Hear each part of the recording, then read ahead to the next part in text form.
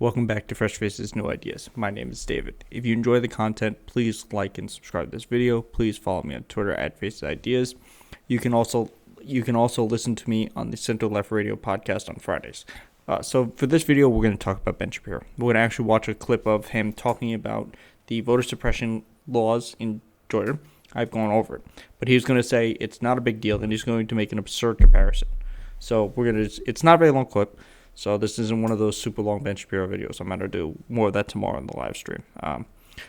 Here we go. Let's see what Ben Shapiro has to say. Jim Crow explicitly created. Okay, so he's going to argue that this is not Jim Crow, because that's the argument. These are Jim Crow type laws. And Ben Shapiro is here to push back on that. Now, let's all remember, Ben Shapiro is like the height of right-wing intelligentsia. He is the cool kids philosopher, as the New York Times put it. He is the big brain of their talking points. Though, in fairness to him, his competition are people like Dave Rubin and Steve Crowder. So, Jim Crow explicitly created a separate system of law for Black Americans and treated them as inferior. There's nothing in the law like that. That's not only an overstatement, it's just an outright lie. But, says Jamel Hill, all of corporate America should resonate to the lie. The law imposes new voter identification requirements for absentee ballots. Well, clearly that's racist. I mean, you have to show that you are who you say you are when you... Look, I've gone over this a whole bunch of times. Voter ID has been directly tied to voter suppression of African-American people. It just has. There was in 2010, 2012, the Republicans were bragging about it, saying how they think it's going to help them win seats and win the presidency because of voter identification, making it harder for people.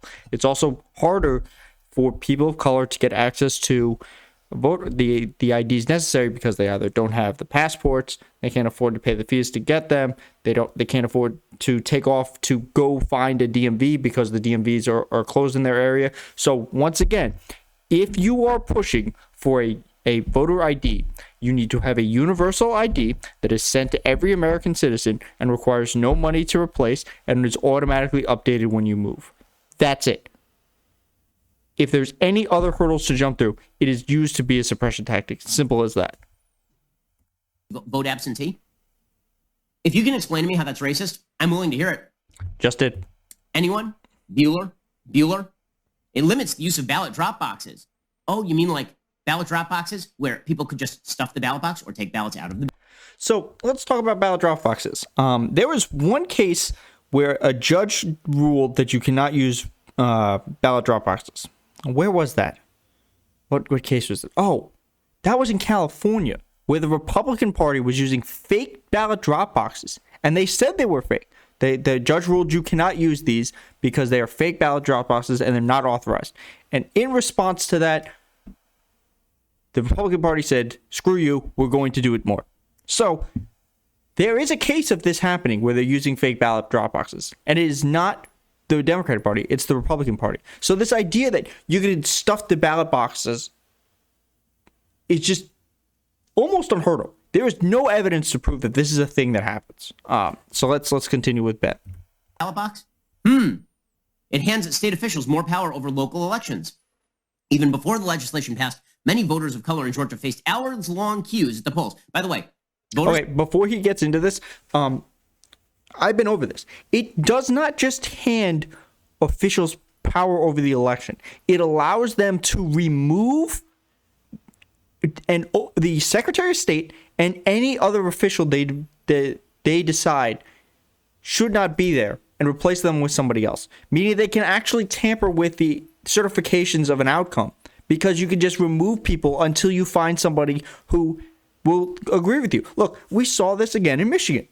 Michigan is the perfect example of this. They tried to pressure the people to certify the votes in Michigan, and two of them said, okay, this is fine, and then the next day they said, you know what, I don't think this is okay anymore because I've been pressured by people above me. They went to the White House. They were made as big heroes. Ultimately, the results didn't change because what they were doing was lying. So to say that, to just glance over the fact that it gives the legislators more power over the election is generally dishonest, which, is pretty much par for the course with Ben Shapiro. Before the legislation passed, many voters of color in Georgia faced hours-long queues at the polls. By the way, voter suppression doesn't involve long lines. Wait. Voter suppression does not involve hours-long lines. Let's continue, because this is the chunk of stupid that's coming out of Ben. Any more than long lines at Disneyland are ride suppression. You know what voter suppression is? Voter suppression is where you don't get to vote. Voter suppression doesn't involve long lines any more than long lines at Disneyland are ride suppression. Now, this is a classic Ben Shapiro argument, is I'm going to take things that have no correlation and I'm going to correlate them. This is going to be from a video that he had another video. I'm going to go over this tomorrow on the live stream because it's much longer and involves more things. Tell me, can anyone figure out the difference between voter suppression, between long lines in voting and long lines at Disney World? Well, let's just go over them. One of them is a constitutional right. You have a right to vote. You don't have the right to ride lines at Disneyland. Also, if Disneyland doesn't like having 8-hour lines. There are actively things done in order to get around that. You buy fast passes. They change some of the rules so that if you have a young child and you're a split parent household, you can swap lines so you don't have to wait again at the end of the line. And here's the other thing. If Disney World specifically had lines for longer lines for African American people, where they could only go on a couple of rides, and they could only get it through certain ways with ID that they had trouble getting access to, while the white people who voted for a different party had 30-minute waits versus an 8-hour wait, and the 8-hour wait was not allowed to have any snacks or water given to them. You think Disneyland would have a problem with that? Furthermore, oh god, this is just so dumb. Let's just go before I lost my train of thought.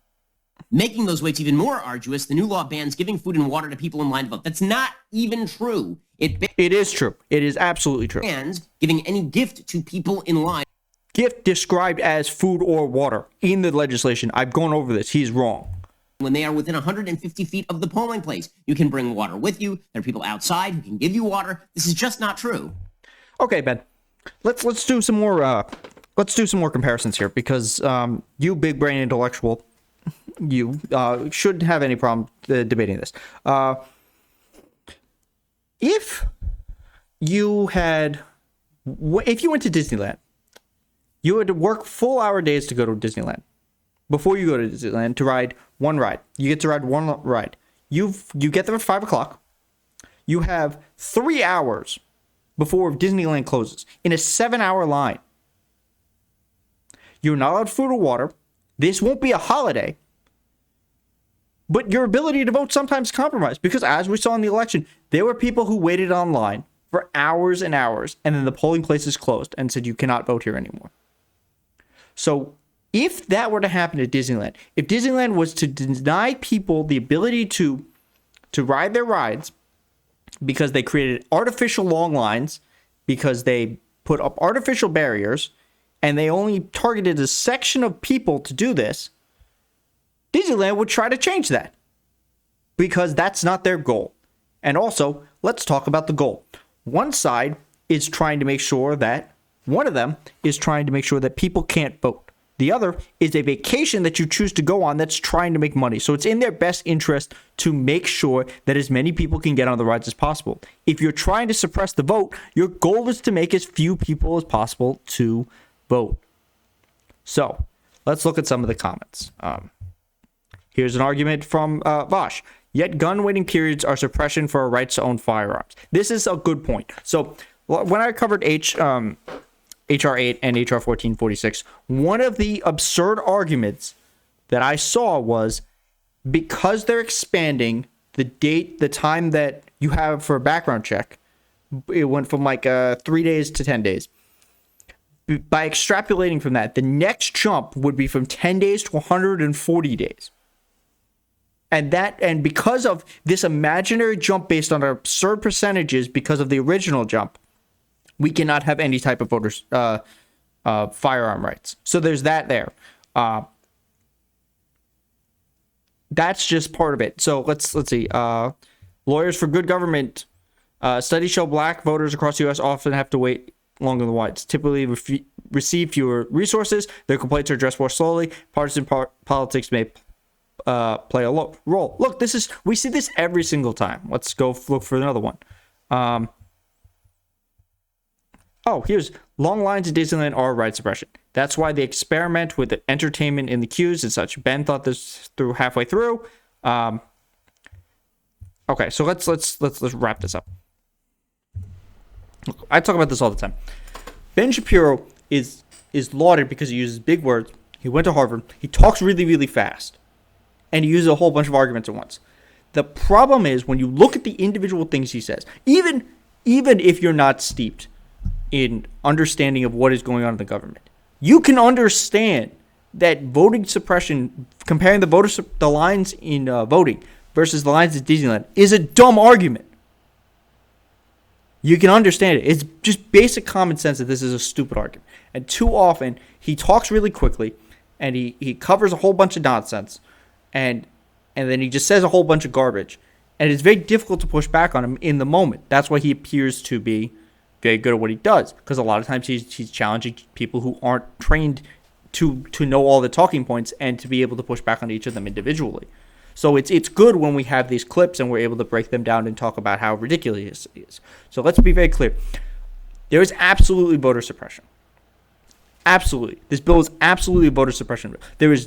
There is active things in this bill, and I've shown it in my video. I'll link my video to it, talking about denying people the ability to vote.